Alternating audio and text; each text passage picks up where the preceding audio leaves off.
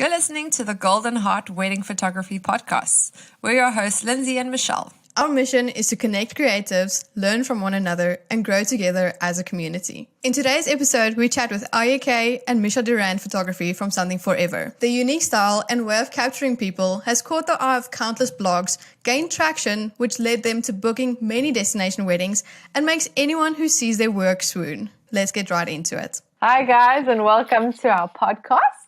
You're listening to the Golden Heart Podcast, and today we're interviewing the lovely Ayeh and Mischa. We're going to dive right in and get to know you guys a little bit better. And let's start with you, Ayeh. Why don't you tell us a little bit about yourself and where you're from, how you got started on this journey of photography? Hi, guys. Thank you so much for having us. This is so exciting. Basically, how I started was completely accidental in some ways. We were in Bali and we had this travel camera that we always were carrying around with us. We were staying in a lot of local areas and the culture was so beautiful to me. So I started taking photos of the people, the kids, the dogs, the nature, and I kind of fell in love with capturing people. I think that was the first thing for me, to just capture, the raw essence of people. And when I got back to Cape Town, I started practicing on my friends and kind of understanding the light. I remember my husband used to download a lot of YouTube videos for me, and then I would get home and he would test me on it. What is ISO? What is f-stop? So basically, I kind of learned how to work with the camera from YouTube, and he would just help me or push me to just understand it better. And then I understood the light by just completely practicing on random people and my friends. And I'm originally from Iran. My family left Iran over 20 years ago. My dad had an opportunity in Zimbabwe and we moved there. And the time that I had to go to university, I chose UCT because it was very close to Zim. And I studied property and followed by marketing and advertising at Red and Yellow. And unfortunately, I couldn't work in either industry because of visa. And somehow, at the end of all of this, the photography happened to me, and it kind of became a personal passion and journey. And by that time, I had met my husband and we got married, so my visa was all good. By the time I could work in any other industry, I chose, photography chose me in a way. I see you've done a bit of modeling and acting as well. Do you want to tell us a little bit about that journey? Where was that in the timeline and how did that get started? So basically, it was never a big part of my journey. And again, it was accidental. I never referred to myself as a model or anything in the industry in that sense. But when I was at UCT, I was approached to cast in a TV commercial that was for Middle East. They were looking for a Middle Eastern mom. And I did a casting which introduced me to the industry. Then they asked me to sign up. And they ended up sending me for so many Middle Eastern jobs, which I booked a few. It was a very good income at the time. And it kind of gave me a boost in confidence because I couldn't really speak English at the time. And also I was always interested in the industry in a sense, it always intrigued me to be on set and seeing cameras and lighting. And I guess a bit of understanding light and directing comes from those very few experiences. So I'm very grateful for that because I've made a lot of friends and even brides in the industry by just being at these castings and meeting new people. So I think in that aspect, they have become a big part of my journey. Yeah, that's awesome. And Mischa, tell us about your journey and how you started photography and just about you. So it's kind of similar, but not similar. Photography found me when I was 3 years old. I got a Barbie camera for Christmas and started taking photos literally from that day going forward, every single day. Every family event, every friend braai, whatever, like I was always the girl with the camera. I was also like really fortunate enough to be surrounded by a lot of photographers as I grew up.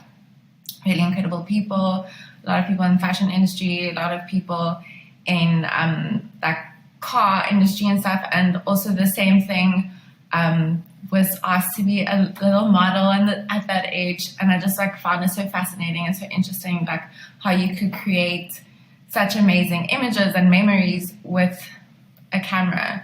And I just love documenting people and the joy that they had in events, you know, and looking back at that. And then before it actually became official, I studied law because I just decided photography was not for me, even though I did it every single day. And did it for a year, didn't enjoy it, and then was deciding like, what do I want to do? Do I want to go into business? Do I want to do something more creative? My whole family was just like, why are you even like asking yourself this question? Go study photography. It's what you love. It's your passion. Like, just do it. And if it doesn't work out, do something else. So it was just really nice to have that support system from my family from the get-go. So I decided that I was going to move to Cape Town because I'm originally from Pretoria, and started studying photography, really loved it, learned so much, met incredible people through doing like promotions, joined an agency that helped me with like, I started with events and a little bit of fashion. The goal was to be a fashion photographer, but that slowly and quickly died when I realized there wasn't much money. And then, yeah, so I started with events, shot festivals, shot in clubs, shot lots of like different amazing brands, and just got like a general idea of what type of photography I really enjoyed and what I didn't. And people stood out to me the most. And I was also like during my time as still doing promos when I was about 18, I decided to travel to India, or it was like part of a job, and I took my camera with me, and I just went walking around Mumbai and New Delhi and just captured all these people, like had amazing conversations with them, started documenting them, asking permission because, you know, they're very sensitive about it. And it was just an incredible experience, and I just decided from there, like, you know, people is what I want to document. I just want to document emotion, and like I just found the easiest way to do that and the safest way to do that was through weddings, because obviously, as amazing as traveling to third world countries, as a female, it's quite dangerous.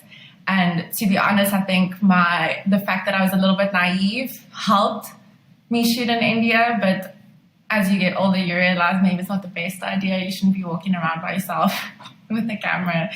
And weddings just was like a safe space for me, and I really enjoyed it. And it was a place where you could capture true raw emotions without it being staged, even though obviously in some aspects it is. But it's just, yeah, I'm in love with it. Like being able to capture somebody or somebody's love and then showing them and getting that response and that reaction and feedback from them is like the most incredible feeling that you could ever have.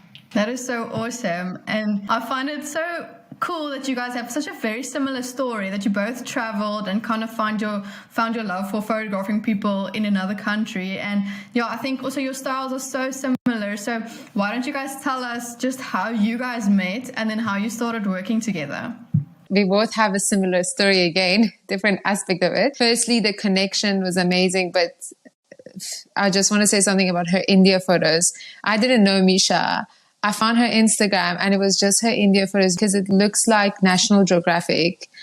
It is so unbelievably beautiful. And when I saw this, I was like, who is this girl? And I started following her and I knew how she looked like. Then I spotted her in a market and I was like, are you Mischa Durrant, you know? And and at the time, I kind of like also like weddings kind of happened to me. I went to a friend's wedding. She didn't have a photographer. I took a few photos and kind of started booking small weddings. Then I asked Mischa, do you want to shoot together? And she's like, yeah, let's do it. Then the rest of the story goes to Mischa. So basically, same with Ayeh. Like I really fell in love with Ayeh's work through Instagram. That's how I found her. And of all the photographers, I just loved how unique she was and how like her style, like she did everything against the grain. Like while everyone was posting like pose light photos, she was doing dark and moody. And I was just like so amazed how like she wasn't afraid to take a step in a different direction. Because I find like in our industry, we do start like, obviously we always are going to be inspired by each other, but it's just nice to also be unique. And it is quite challenging because it doesn't always work in your favor. And I just found it so like admirable of Ayeh to like not care what people thought, did what she wanted to do. Maybe some people loved it, maybe some people didn't. So that's how it started, and then the marketing. And then she asked me to second shoot for her at a wedding in Plett.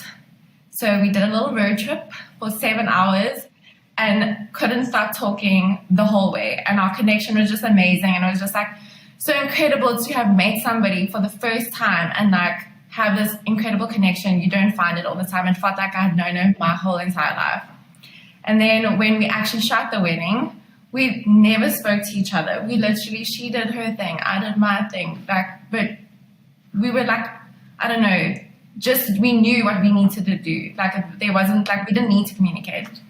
And then when we were looking at our cards after the wedding, we actually had no idea whose card was whose. Like we got the exact same photos in different times. So like if I was in the one room, she comes into the next room, literally the same identical photos. It was just like, when in your life have you seen that? I haven't. And I like shot with a few people.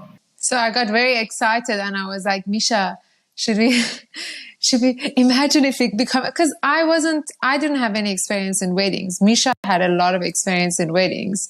So basically, like I learned everything from her because, like I had no idea what to do basically.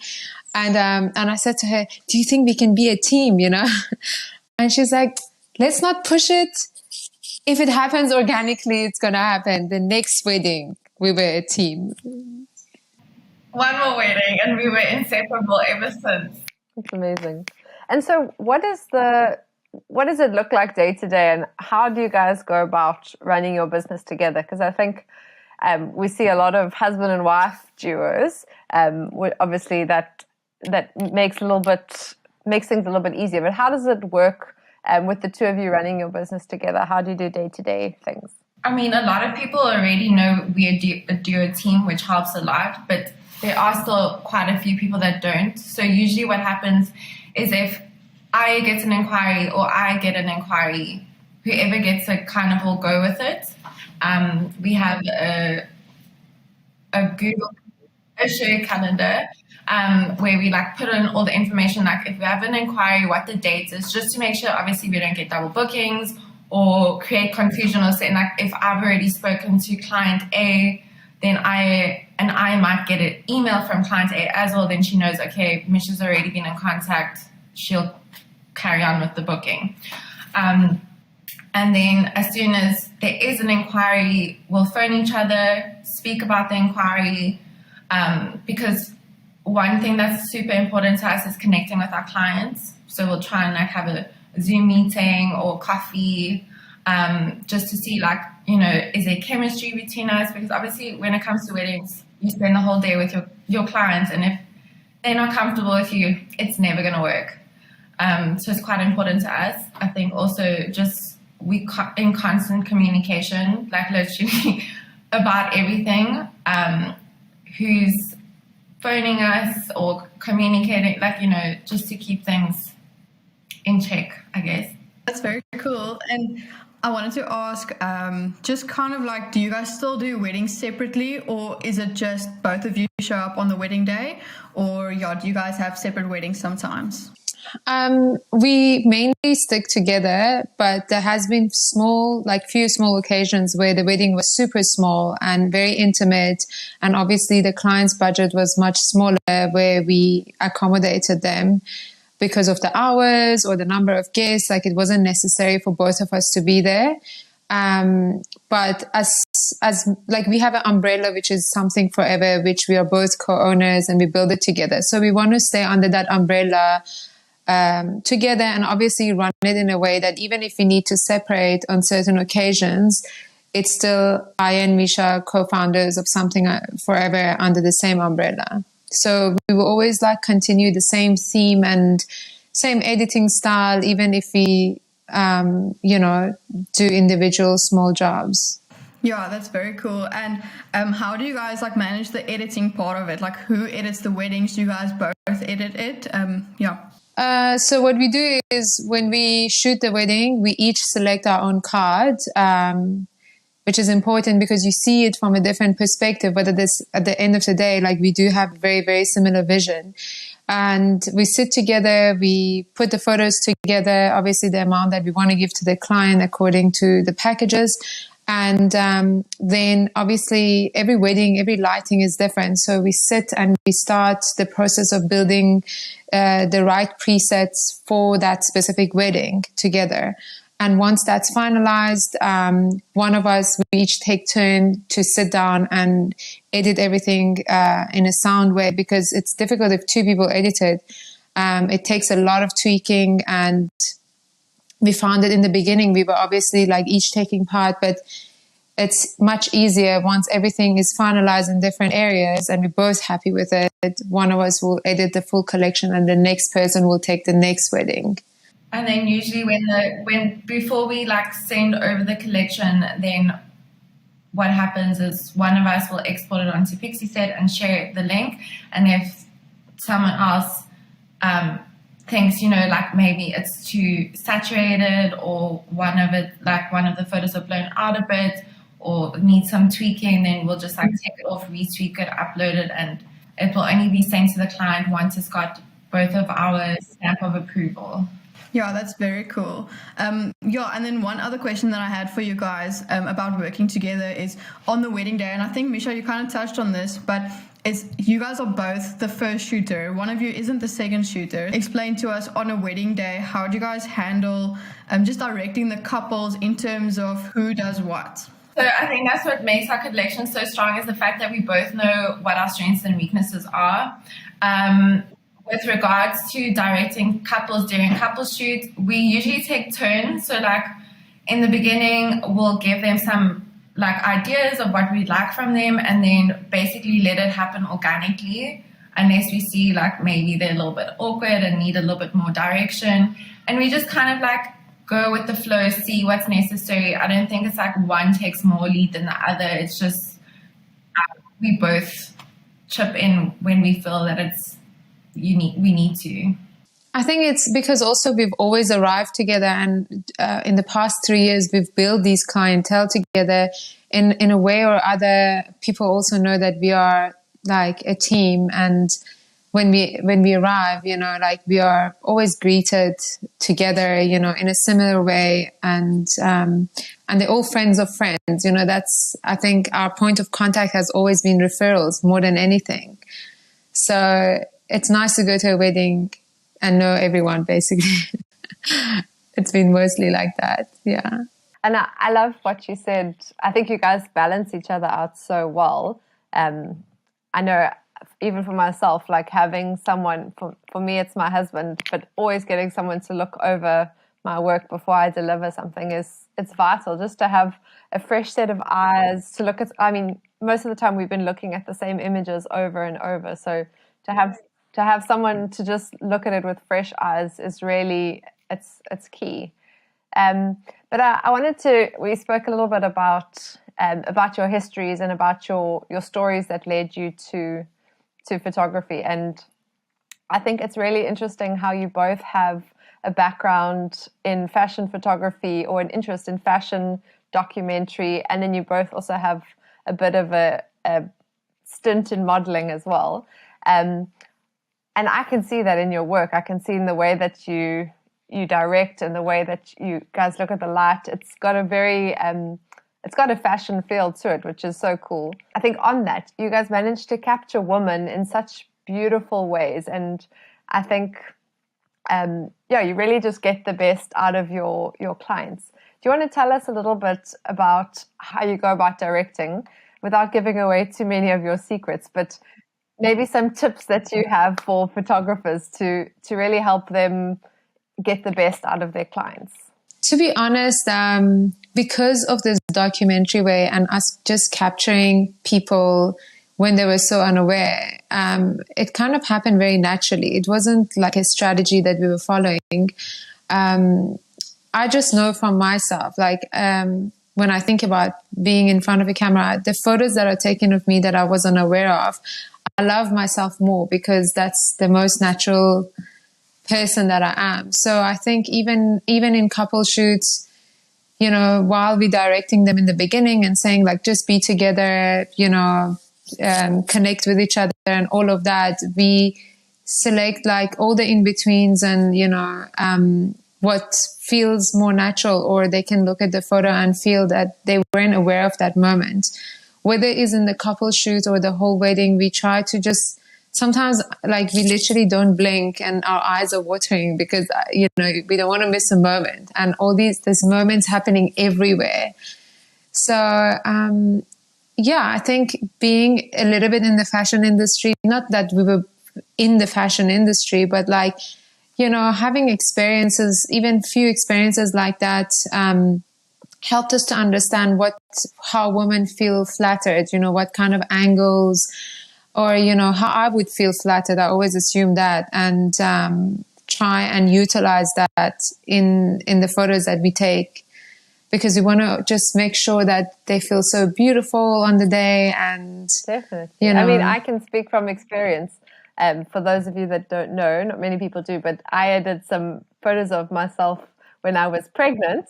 It was actually a funny story. On the day I was about to give birth, I was in labor. You were in labor. We had just, Yes. I gave birth in the middle of lockdown, and I had been chatting to Ayeh about doing a maternity shoot, and my baby decided to come a month early. So I phoned Ayeh on the day and I said, hey, any chance you can come take some photos quick while I'm still pregnant? But she managed to make me feel so beautiful, even in my moments where I felt like a whale, just this wallowing pregnant woman. Honestly, it was so beautiful to, like, I've never captured a woman in labor, and I love, you know, for the same reason, I love doing maternity shoot, because I love capturing women in their most powerful, you know, time and essence. And I think for both me and Mischa, like, wedding is a powerful day. Everyone is there to celebrate you. Yeah, and I think that's reflected in your imagery. I was trying to find the right words, but it's like these pictures of these women aren't just beautiful; they're empowering, and I think that's amazing, and it's such a tell of your backgrounds. Like, hearing your story just makes so much sense.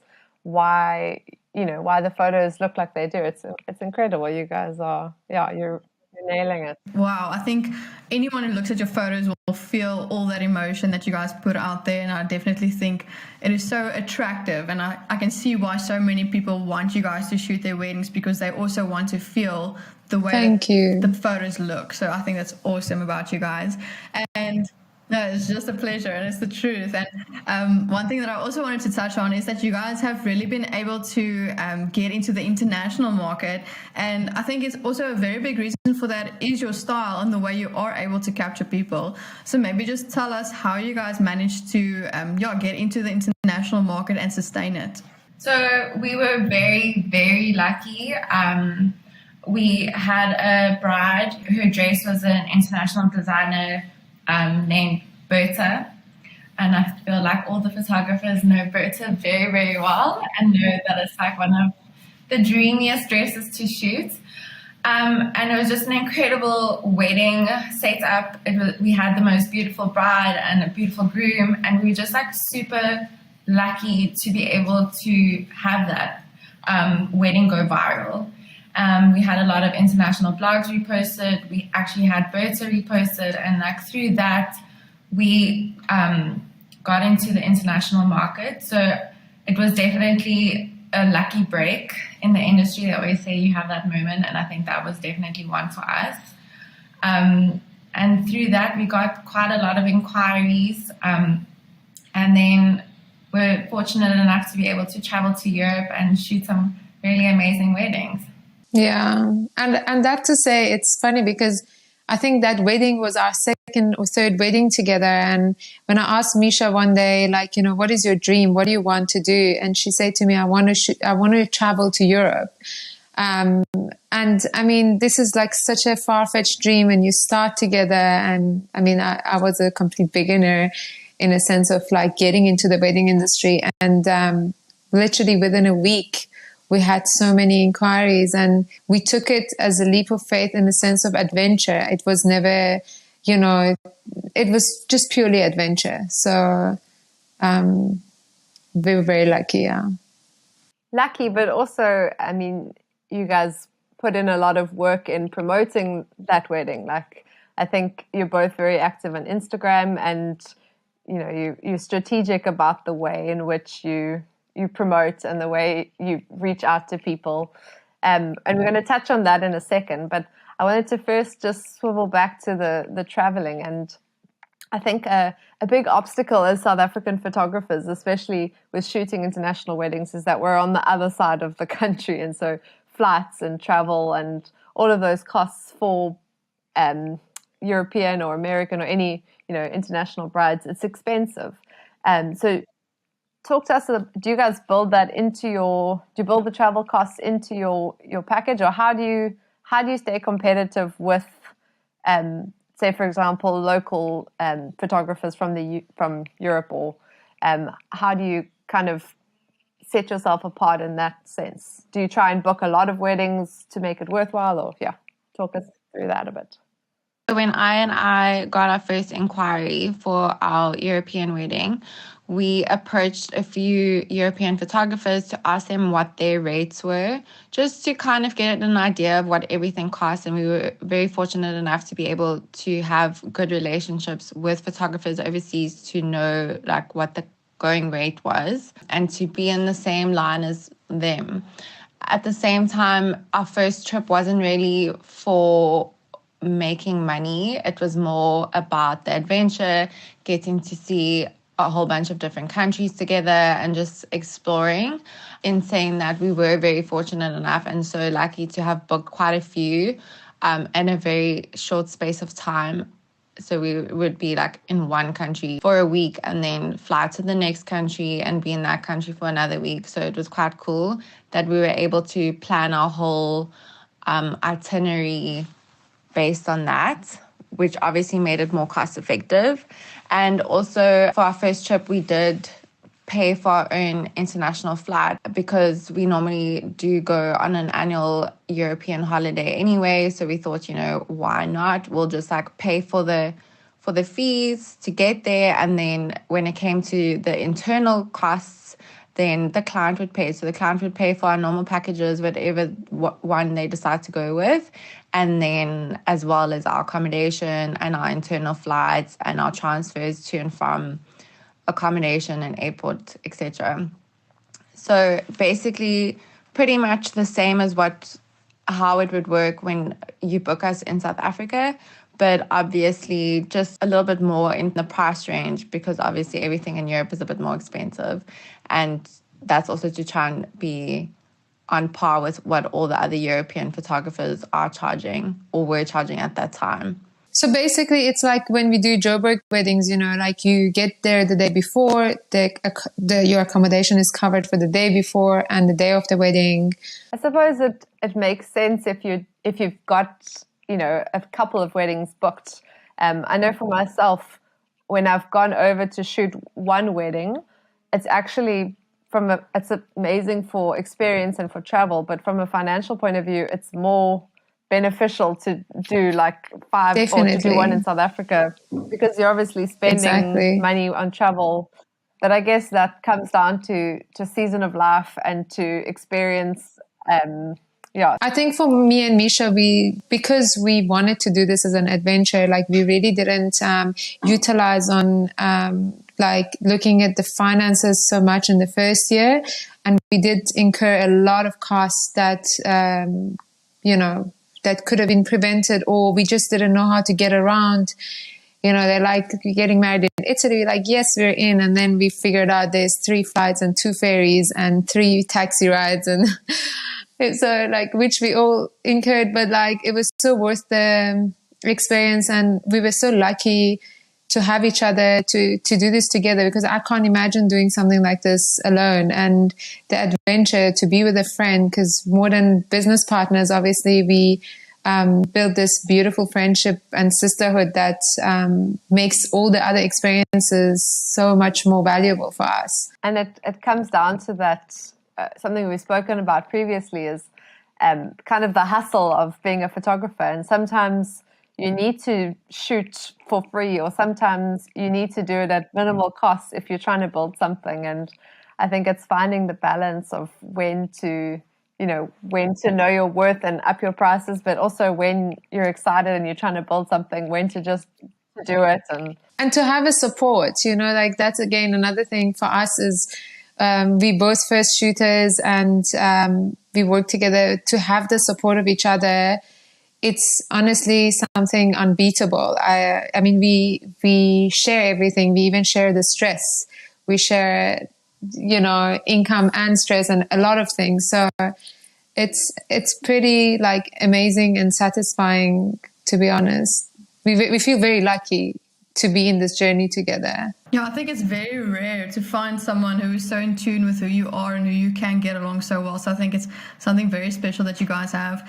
So yeah, you guys spoke about how COVID kind of made your travel plans not so great. So do you guys want to just tell us about that and how you guys handled postponements and your just international postponements? So with regards to international postponement, it has been quite a sad process for us, because obviously we've spent 2 years building relationships with clients, and it's been so devastating to not be a part of their days. But we've also been so lucky to have, because we've got these amazing connections with our clients, like understanding and really supportive with us. We've also been so fortunate to be able to postpone most of our weddings. We've managed, again, it's about communication and having a good connection, where clients have just been open and honest with us, and we've been open and honest with them, and we've been able to accommodate quite a lot of people in a lot of ways, which obviously just makes our life much easier. They kind of accommodated us more, because obviously there's nothing we can do, but they were so kind to give us some date options and work around our schedule to be able to have us capturing them next year, hopefully. Crossing fingers, everyone please get vaccinated. So you guys spoke earlier about how you'd meet up with clients and see if it's a good fit. Have you ever walked away from a meeting saying, that's maybe not a good fit for us? Also, I read on your bio that you ask for complete creative freedom. I think that's every photographer's dream, right? How has your guys' process been with that? Have you ever had an opposition to that? Or I think the honesty part is the main part. When you meet with them, it's also for them to know if they are in sync with us and how we work. And maybe we are a little bit less traditional than other wedding photographers. So we are very transparent with how we shoot, what we don't shoot, because obviously clients don't have all the ideas and they think wedding photography is wedding photography. So the reason for that meeting is to be completely transparent and give them a chance to also choose us with all their hearts and make sure that they can give us the trust to create magic. Yeah, I think that's really, really good. And I also wanted to ask you guys about your clients specifically. Like, if you do an international wedding, are most of those clients from the country that they're getting married in, or is it more of like a destination wedding where everyone coming to the wedding is traveling for the wedding? I think it's definitely a mix. We do have a lot of destination weddings, so a lot of our clients are from America, Canada, and the UK, and then they usually get married in like Greece or Italy. I think in Europe, because it's like basically cheaper than other places. Most of our clients were UK, Australian, so it's easier for them to travel to these kind of places. Do you find that with your weddings in South Africa as well? Are most of your clients internationals, or do you have quite a bit of a local following as well? Yeah, I think because it's mostly word of mouth. So we've had a few international bookings. Well, they are South African, live internationally. Oh, that's very interesting. And I've also noticed that you guys don't have a website, or I think the last time that I checked, you guys didn't. So why don't you guys walk us through like just how you use Instagram as your main platform? Because I think that is such a rare thing. Ayeh and I were discussing, like, that's what you do. You have a website. And then we're just like, to be honest, why spend all the money? I didn't get a lot of inquiries from having a website. I didn't see the value in it. I just thought, like, if I was gonna spend money, I'd rather maybe spend it on advertising on Instagram. And so we just decided, we didn't really need it. It wasn't necessary. Obviously, our clients don't always get to see full collections because it's the highlight of a wedding day.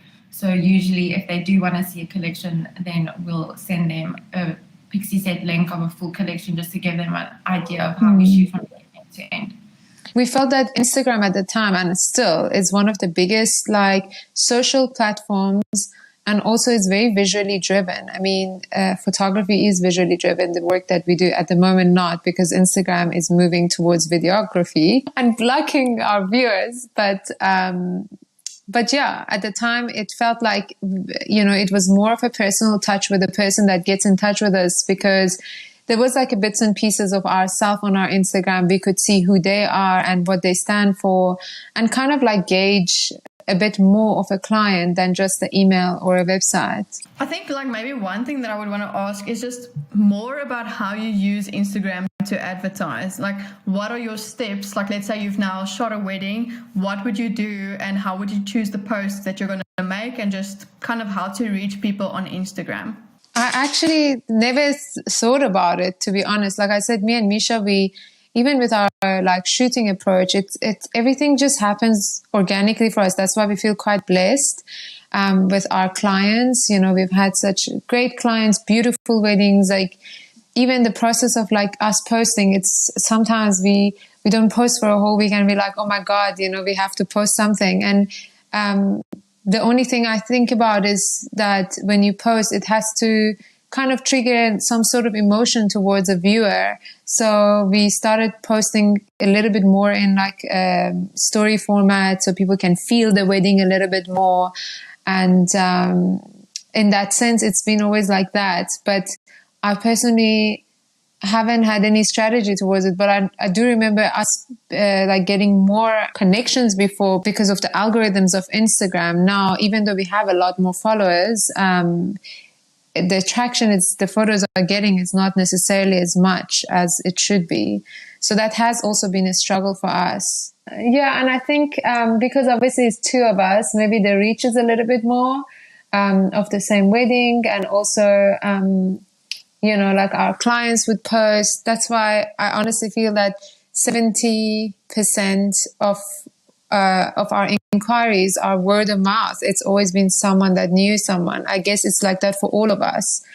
So yeah, we just basically try be consistent, which is not what we are really doing. We should be posting more. But again, we haven't had a lot of weddings and a lot of new content. So hopefully this season. Awesome, guys. So that brings us to our next segment. For those of you that have listened to previous podcasts, you'll know we have a really cheesy dad tagline called Expandogram. And what that is we have a look at a photo from each person's Instagram, and we like to dive in and explore a bit of the behind the scenes, just hear a bit about the story behind that image. So Ayeh, do you want to kick us off with your photo and tell us a little bit behind the scenes? So basically, this was lovely client Gabriella.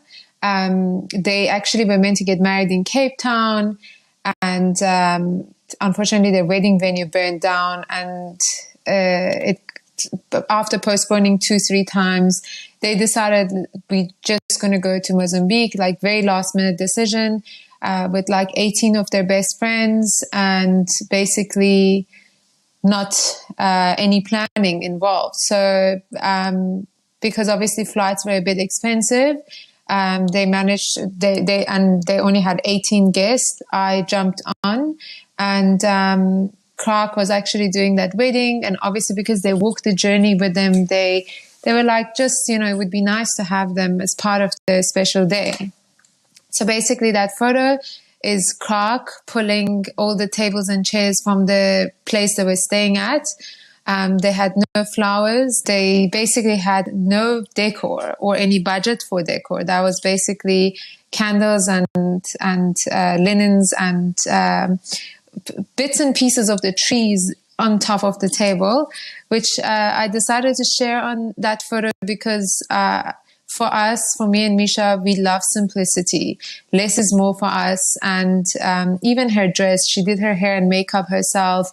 So it's like the perfect image to maybe promote simplicity for brides and not to put so much stress on themselves in that sense. And if you go simple, it's timeless. So that's the behind the scene for Gabby to see her decor for the first time. She had no idea that they took these chairs and tables and put it there. And she was wearing a Boa and Luca dress, which is a very simple dress, but very beautiful on her. I think she was barefoot and, it was a beautiful sunset and that was the scene. Okay. And Mischa, do you want to chat to us about your image? And it's beautiful as well. Talk to us about the behind the scenes. So the reason I actually chose that image was because this image was a very hilarious moment. Yeah. It was just like typical Ayeh, and shoot everything documentary. Sometimes don't read the timeline. Sometimes things happen and we're like, what the frick is going on? And this was one of those moments where we like preparing to walk away so we can get the perfect confetti shot, and next thing I know, explosions are going off. I turn around and see people everywhere and the couple is kissing and I'm like, what is happening? And literally shooting, trying to capture the moment. And if you're a photographer, you know when confetti is flying, your camera is not focusing. And it was just I was in the wrong position. There were people in front of me and I was just like, oh my, we're going to get into trouble. We're not going to get the shot. And then we got the shot. And I was like, slowly. Mischa always gets the shots. So don't worry about it. It was just more like a very funny, unplanned confetti moment. We both really didn't know. A lot of people don't realize the amazing shots that we do get are a lot of the time accidental. It's all about paying attention, having your eyes on everyone and everything, and like just not missing the moments.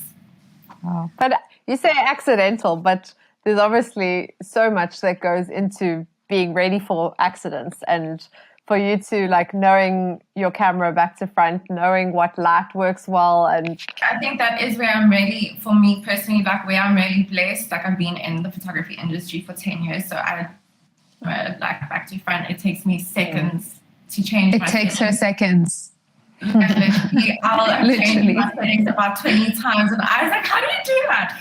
I think that's why it's so important for photographers, just constantly shoot, practice shooting, shoot your friends, shoot your family. Yeah, and I think because we, like I said, we're untraditional about like the key moments, we literally don't blink sometimes to just, because we're in love with people's real moments, whether it's the bride and groom or even the guest, if a granny is having a moment, or it's just, it fills our heart. Yeah, because the wedding day is also about everyone. It's like, as much as it is about the bride and the groom, and obviously they want to see beautiful photos of themselves, at the end of the day, they've invited their whole family, all their closest friends. They don't want to be the center of attention the whole time. They want those special moments to be granny and mom. Important to have an all-round view of the day. Totally. So how, out of interest, how long roughly do you guys spend on couple shoots on a wedding day? Or is it kind of different for each wedding? I would say that it's different for each wedding, but we try not to take long. We try not to spend more than 20 to 30 minutes, just because we find that that's all you need. And again, like, it's so important for us to have the couple with their guests, because for us, those are the important moments. The couple shoot, it's amazing. We love it so much and we have a lot of fun doing it. But I mean, also it's very important for us to not take the couple very far from where everyone else is. So is normally 2-3 minutes of walk maximum to a location where we can shoot. And the rest of the photos will be them amongst their guests, because to be honest, that's the only time people can spend with their guests is during canopy. Yeah, that's so important. I've actually started when clients don't have wedding planners and they're doing their own timeline. I specifically schedule in like 20 to 30 minutes for them to have a drink and have a cocktail, because it's like otherwise you feel like you're just bombarded by photos and it makes them a bit sour towards having photos done. Because they just go from station to station, like ceremony, couples, your family shoot, and then they will sit at a table the evening for speech. So we also always advise our wedding planners if we can stretch that canopy time a little bit more so they can feel that their day was, spent with their friends and family in the daytime as well. Michelle, do you want to talk us through your image for Expandogram? Yeah, let me go for it. So basically, these are really good friends of ours, and Mischa actually did a couple shoot with them, so it's pretty cool. We met them last year, and we just formed such a really awesome relationship with them. And they were supposed to get married in January, but then obviously because of COVID, they had to postpone it. And then they also just moved to Malta, so they had to get married legally. So they still got married legally in January, but then didn't have the whole celebration. And then I think basically like 2 weeks before like the actual now wedding, they didn't have a date. And they just messaged us and said, hey, we're going to go get married. Like, are you guys going to come? And because obviously we were now their photographers and videographers. And so like we were like, oh, obviously we're coming. We're going to go do the wedding. It was awesome. And then the venue was Emily Moon, and it's very close to a nature reserve, Robberg. It's beautiful. I mean, so beautiful. And then they just told us, no, can we like get dressed the next day again and then have their couple shoot there? Because we also, exactly like you guys said, now we don't want to take them too far on the actual wedding. So then we just drove to Robberg the next day and did their couple shoot there. And I mean, the light was so beautiful. The sun wasn't really shining. It was kind of more like blue hour the whole time. And it was just so incredibly beautiful.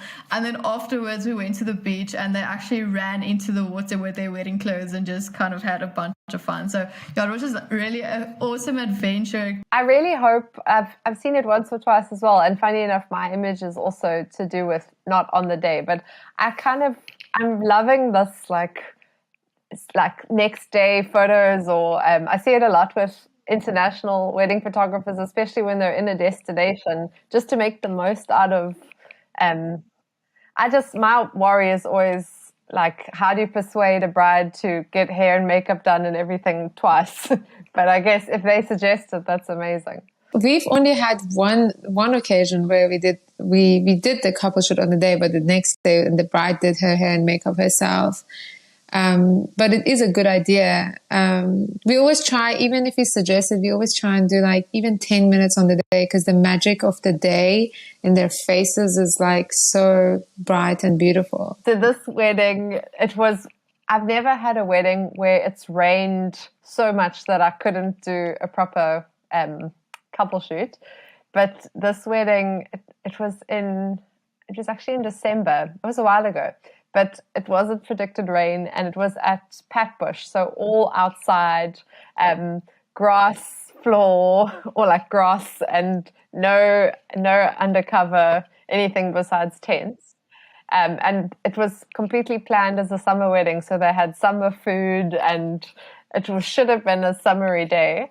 But I think on the day, the bride and groom were so stressed about having photos done in the rain. Her hair had gotten a bit wet, her dress was muddy, and when I suggested that we could do a photo shoot on a separate day if they wanted, she just burst out crying and she said, thank you so much, that would be so amazing. So this was actually taken a week after, or when they came back from honeymoon.